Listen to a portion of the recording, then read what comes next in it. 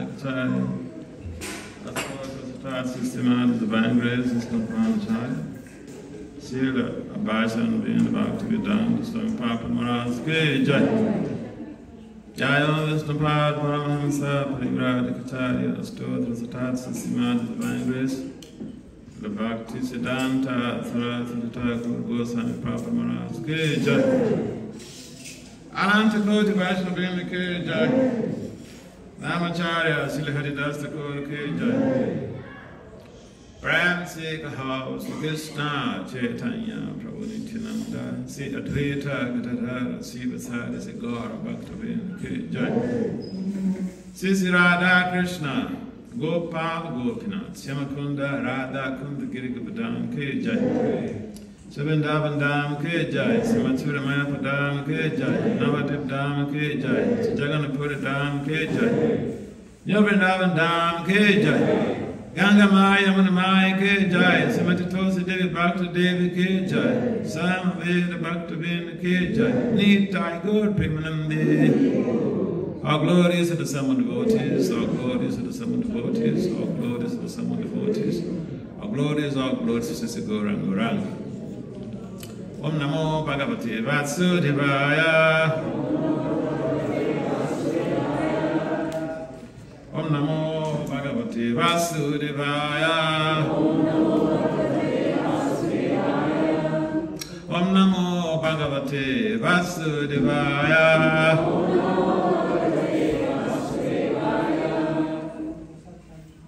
So we'd like to again welcome everyone for finding the time to come to participate in this auspicious celebration, the appearance of Lord Narasimha. And so this evening we're just going to continue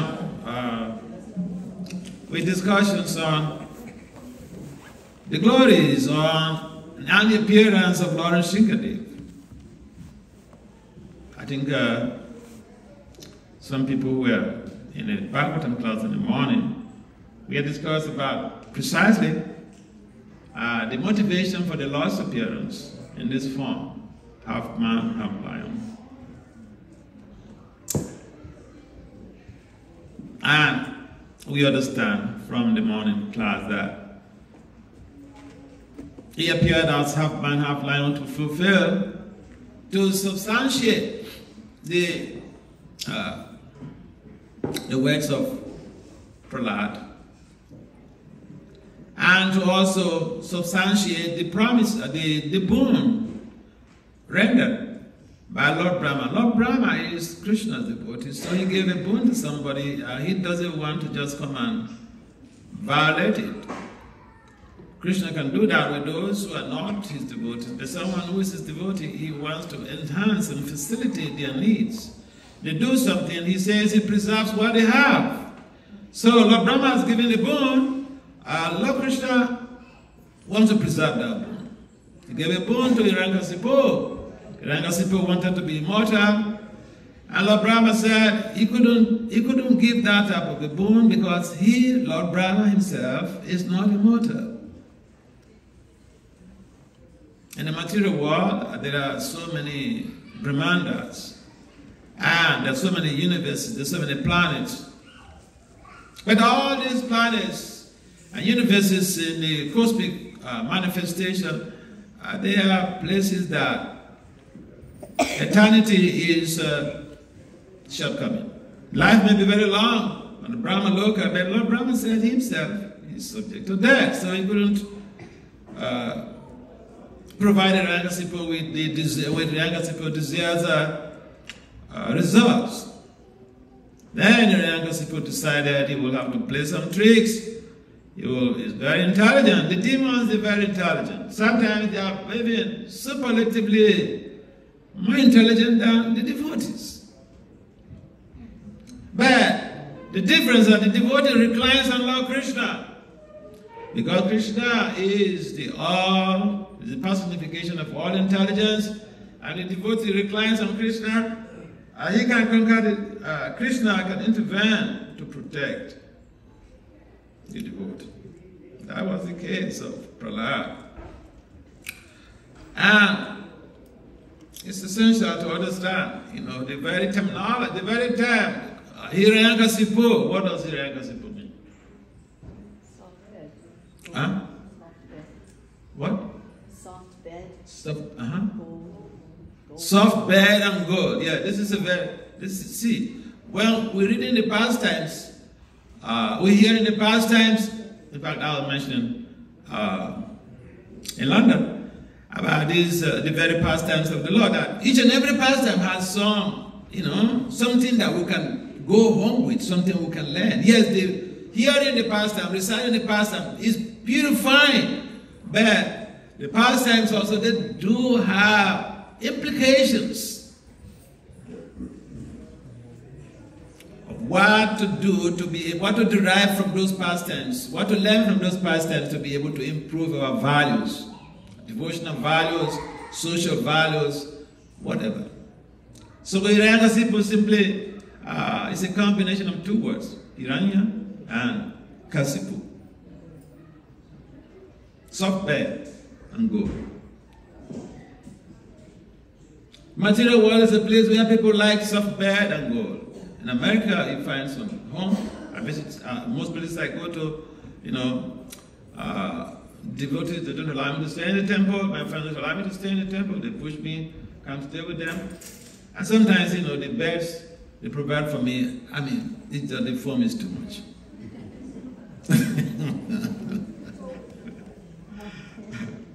So people like, soft beds. But the soft beds in some cases are not even healthy because, it bends you like this. You don't sleep straight. But this is material life. So Hiranyakasipu, hearing the pastimes of Lord Shingadev slaying Hiranyakasipu is so important for us because these very pastimes, if properly imbibe the very essence, the meaning, that these pastimes, if attentively listened or heard, it will help to destroy our desire for sex and money. And we want money and sex. That's why we are in this material world. And this is what is like checking us. There are in most cases, the people go to prison because of sex, money, commit fraud, or they engage in statutory rape. It's very popular now, even among women now. Before it used to be only men, but even now the female teachers, they engage in statutory rapes. So, Lord Narasimha reappeared to help to destroy this vice in us.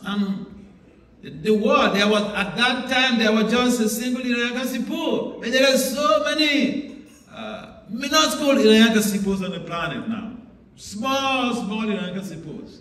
People are only addicted to money and sex.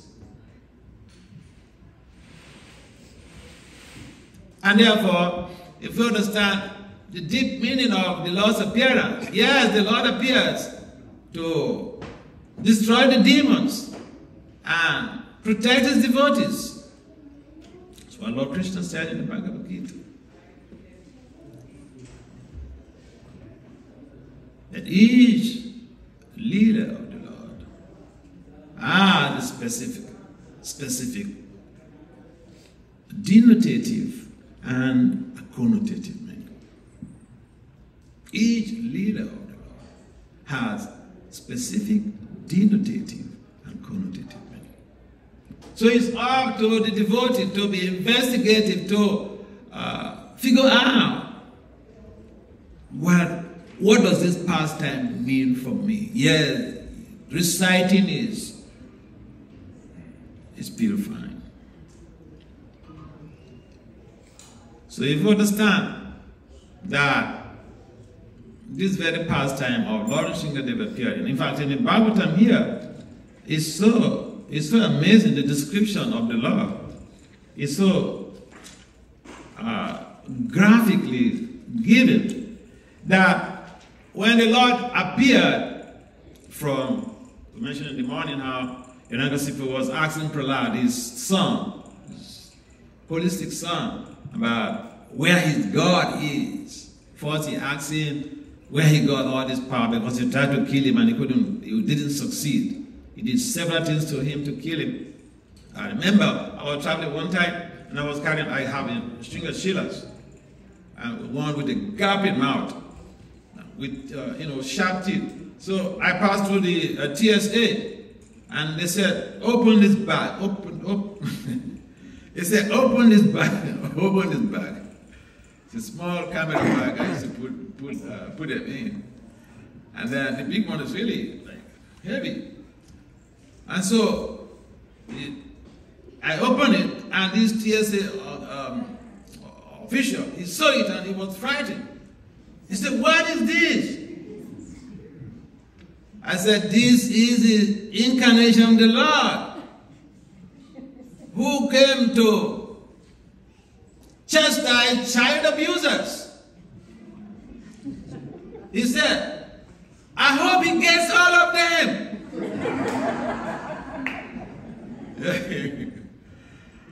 Yeah, Irangasipo actually came to chastise child abusers. And the planet is just full of child abusers, pedophiles, and all those type of things. So, Irangasipo was so powerful in those days. There is no question of police arresting him for what. And therefore, I would like to read some of these descriptions given, the detailed descriptions given here. I won't bother you with the Sanskrit. But then, text 22. And Prabhupada, I remember he was giving a class on the appearance of narasimha Dev in Los Angeles in 1972. And he read through, get through Canto 7, chapter 8, text 22 to 34. I would just, because this gives vivid descriptions on the form of the Lord. Because when the Lord appeared from the pillar, Irangasipo was dazzled. He couldn't figure out. He thought, "This is Vishnu who planned to kill me? Who is this?" He couldn't figure out. Why? Because he knows Vishnu has 4 hands, and he appears as a human. He has a human form, with 4 hands, gigantic. But this person, he's never seen this before. It's described that this form of the Lord, that was a false manifestation. The Lord has never appeared like this before. So text 22 of the Srimad Bhagavatam, Canto 7, chapter 8. Text 22 reads, Irangasipo studied the form of the Lord, trying to decide who the form of Narasimha Dev standing before him was. The Lord's form was extremely fearsome because of his angry eyes, which resembled molten gold. His shining mane, which expanded the dimensions of his fearful face. His deadly teeth and his razor-sharp tongue. The tongue of the Lord.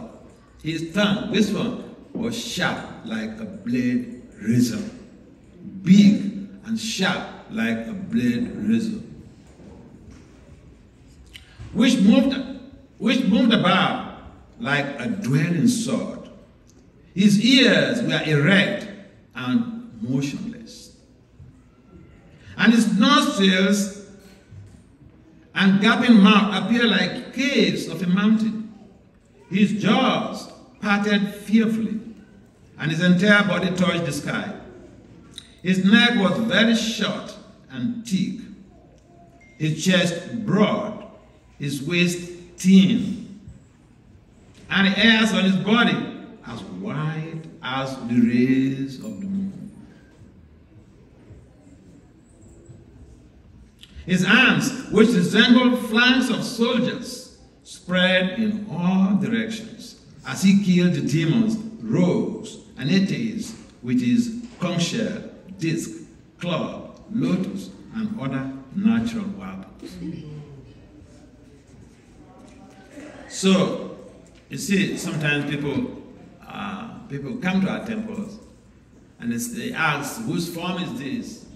We say, oh, this is Lord Nrsimha, the incarnation of the Krishna or Vishnu who came to protect Prahlad Maharaj. They said, but how did you know this? How did you get this information? This is there. We have resources. I'm bringing this up because in most of these modern spiritual organizations, I remember we are passing through a major road in Delhi, and I saw this beautiful mandir, magnificent. So I asked the devotee, which temple is this? Who owns this? And they called some names of group. So I asked, what scripture do they use? Whom are they worshiping? He said they don't use any scripture. They don't use any scripture. The priest just comes and talks back and forth. So I asked, so what is their goal? What is the goal of their worship? And I was surprised what I heard from this devotee. He said, they said that their goal is beyond Goloka. Beyond Goloka. Where they are aiming to go is beyond Goloka. So, if you ask which scripture are you using? No, we don't use any scripture. Scriptures are written by man. Where do you get your knowledge? Nowhere. By intuition. So anybody can come and deceive anyone and say, you know, I had a dream. I saw a vision. What is this bogus, cheating things that is going on this planet? So just like you may go to the law court and try to convince the judge or defend your client, defend your litigant, you quote from the law books. We use the Vedic literatures in teaching people about the purpose of human life, about our relationship with the Supreme Personality of Godhead. We have scriptures. And the things that are embedded in the Vedic literatures, they are very, very scientific. You can scientifically prove anything in this movement, beginning from the inauguration of the Sankirtan movement. Why did Lord Chaitanya have to get people to come together to congregationally chant the holy name? Why? There is a scientific reason for that. It's called, what is it called? You know, when people come together to do something, the result is always greater than the individuals separately doing that same thing and bringing the results together. It's called synergy. The model is called synergy. It's a management science model. And it's been tested. This movement was founded, the congregational chanting of the holy names of the Lord is founded on the basis of the synergy model. Lord Chaitanya used that model in founding this movement. So sometimes, see, I'm in Sabha. This is the leadership group of devotees that review GBC